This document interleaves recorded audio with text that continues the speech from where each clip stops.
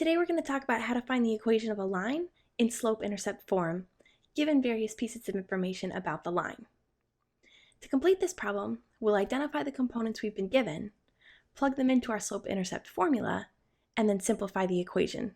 In this particular problem, we've been asked to find the equation of the line in slope-intercept form, given these various pieces of information.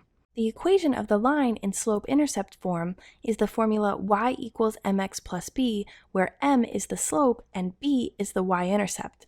What I wanted to show you was that given any of these pieces of information, you can use the equation for the line in slope-intercept form to find the equation of the line. So for example, if you're given the slope and the y-intercept where the slope is -3 and the y-intercept is 2, you'll plug -3 in for m, the slope, and 2 in for b, the y-intercept, and you'll get y equals -3x plus 2, and that's the equation of the line in slope-intercept form.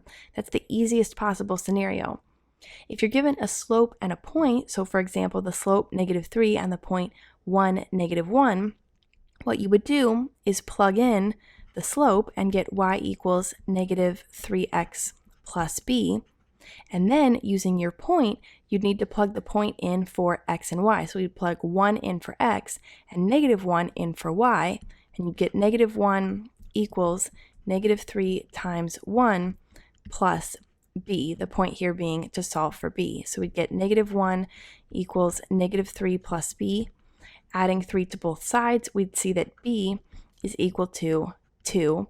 And what that gets you is the equation again, y equals, we already know the slope to be -3, -3x, and we just found b, the y-intercept, and that's 2. And notice that we have here the equation we found using the slope and the y-intercept, and the equation we found using the slope and a point, both of which are, of course, the same. Any of these scenarios are going to be roughly the same thing. So whether you're given the slope and y-intercept, the slope and a point, or you're told that the line is the horizontal line through a given point or the horizontal line through the y-intercept, you're going to be following roughly the same process. The reason being that if you're told that there's a horizontal line, you know that the slope of the horizontal line is 0. If you're given a point, it's the same thing as this right here, where you're given the slope and the point. This is the slope 0 and a point. Horizontal line and the y-intercept is a slope of 0 and the y-intercept, which is the same scenario you had here. So in any of these cases, you'll be doing what we did down here.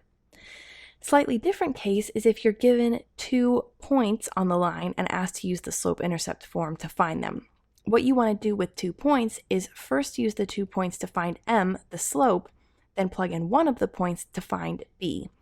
So the way that we'll use the 2 points to find the slope is we'll say that m is equal to, and here m will be equal to y sub 2 minus y sub 1, or one of the y coordinates minus the other y coordinate, divided by x sub 2 minus x sub 1.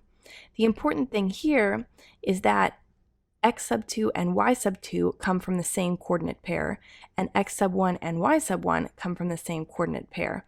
So we'll take this point, we'll call this x sub 2, y sub 2, and we'll call this x sub 1, y sub 1, and we'll just plug in those values.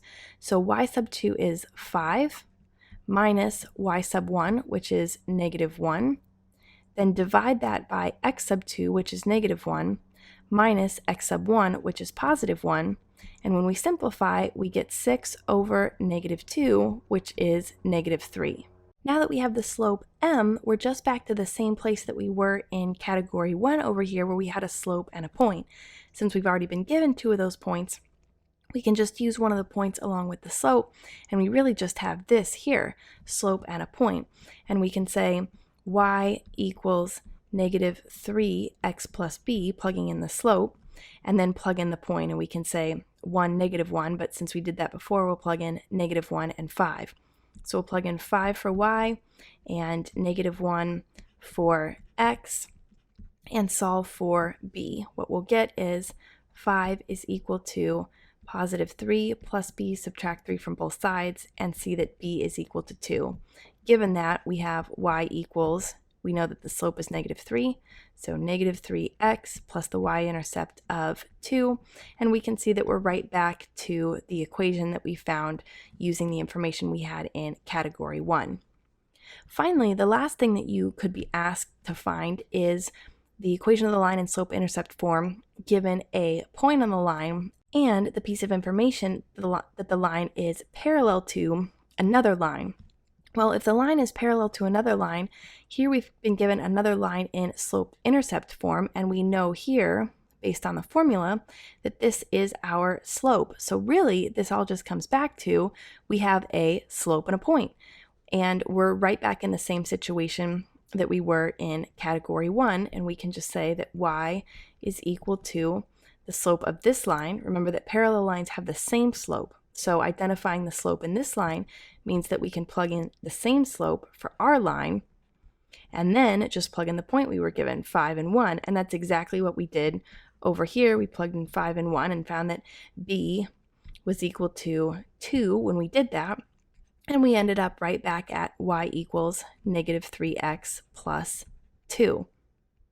So that's it. That's how you can use these pieces of information to find the equation of the line in slope-intercept form.